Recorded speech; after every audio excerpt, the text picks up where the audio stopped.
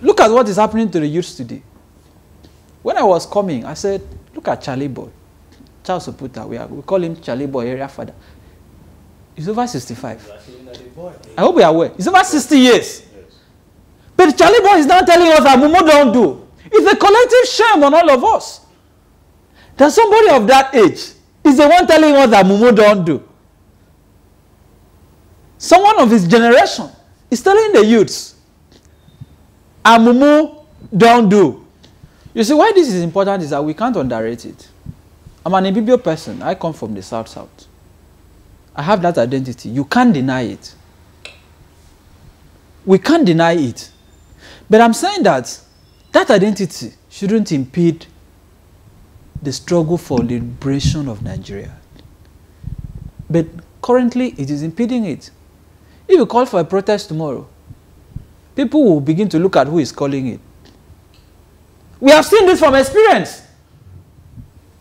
If you call a protest a mass action against Buhari today, some people will believe, will think you are saying it because it's a northern that is the president. But you can't have change under that climate. So I am saying, let us, beyond where we come from, begin to appreciate the common currency that we have, which is our collective suffering. Why is it so difficult to galvanize Nigerian youths beyond the noise on Twitter and Facebook? Look at Ghana. Rawlings came in and killed the bad guys. And there was a reset. I'm not even talking about the Asian tigers, South Korea, Singapore, and the rest that were doing on the same level with us in the 60s. Read the history of, look at Dubai. Go and read the history of Dubai. These countries at the time had experienced something. When will Nigeria have a date with history? The military could have done it. But can we achieve that change through the electoral process? It will take a long time. Because even our electoral process is polluted. People vote when they get a cup of gari, bag of rice, stomach infrastructure. 5 naira, 20 naira. You can't achieve change under that platform. So as we are today, my opinion is that the easiest way to change Nigeria is through mass movement. I don't see the leadership responding to the cries on Twitter. I don't believe the leadership of Nigeria will respond to social media agitation. Look at the End SARS campaign. It's all over everywhere. No statement from the Nigerian government. The Minister of Interior that heads the police ministry has not spoken. The Attorney General, the Chief Officer has not spoken. Not to even talk about the president. So if we are to depend on social media alone, my brother, we wouldn't achieve anything.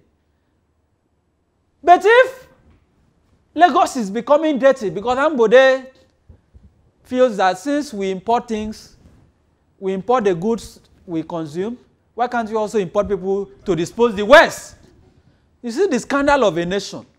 We import what we consume. We also bring in foreigners, expatriates, to take away the West of what we've imported.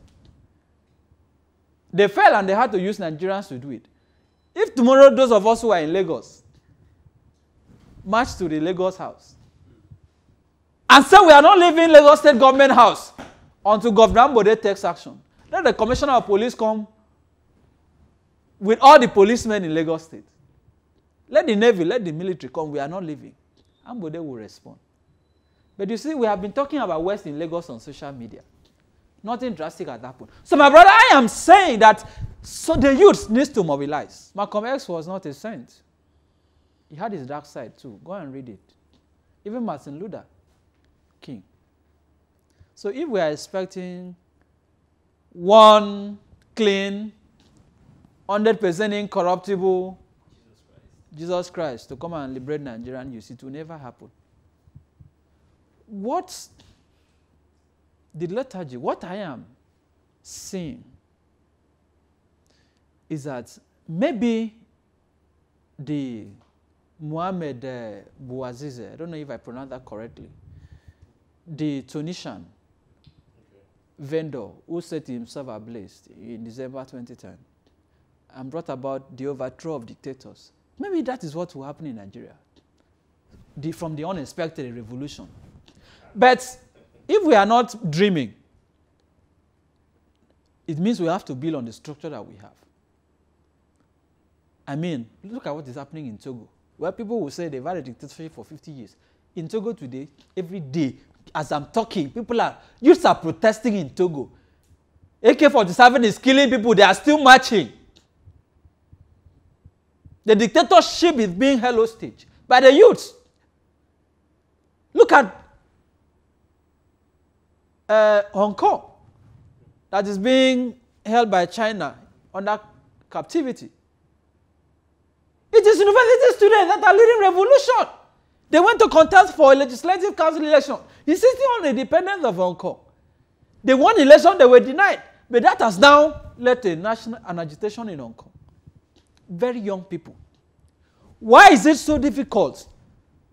That is the question we have to ask ourselves. Because if you are saying leadership, I agree that when someone comes out to take the shot, because there is also this factor of fear.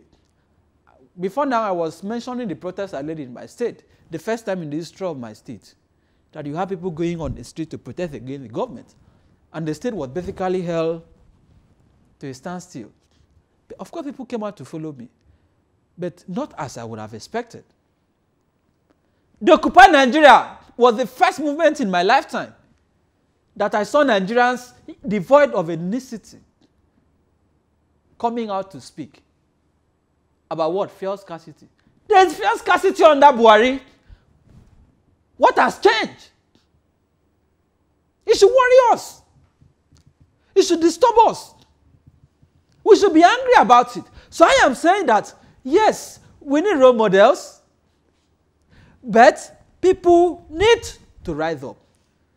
So whether we want to rely on the student movement, like Femi Adeyeye are doing, as far as I'm concerned, you are better than the non-president. You are more useful to Nigeria today than the non-president. That's a tribute to his yes. anarchic disposition.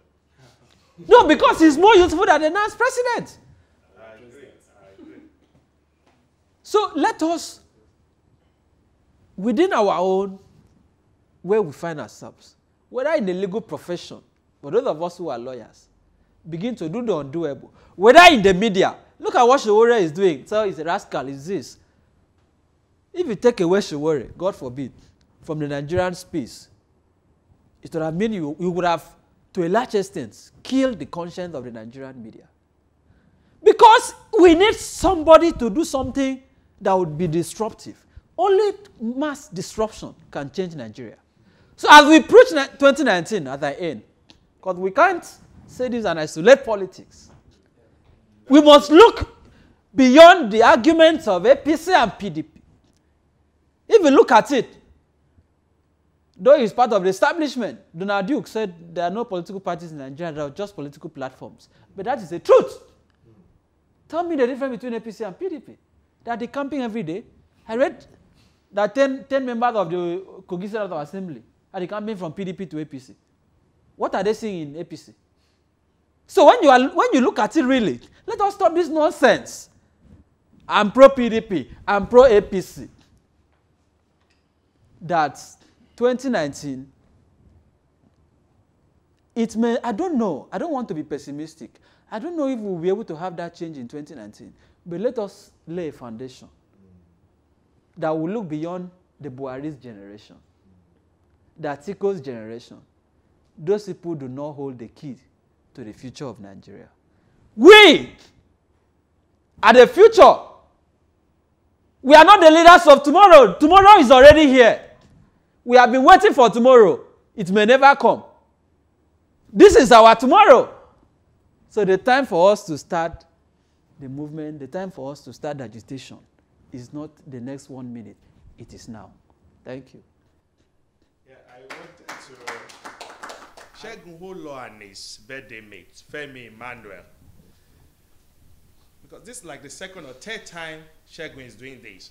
So I'm beginning to see Barrister Inibehe, at a wedding ceremony, giving, chairman's remarks.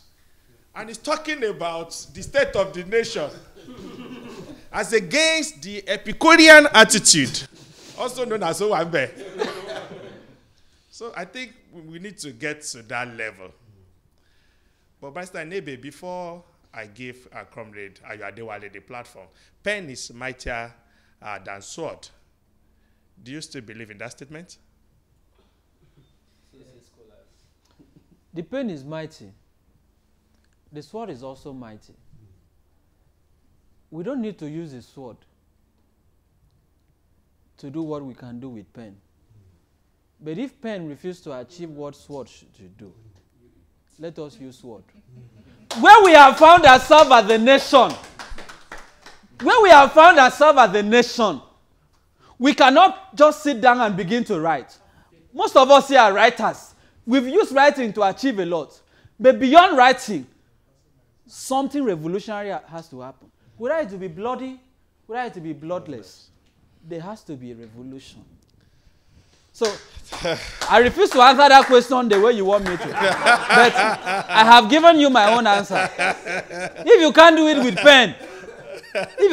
with pen, why should you overrule the sword? Both are instruments of change. Let the circumstance determine.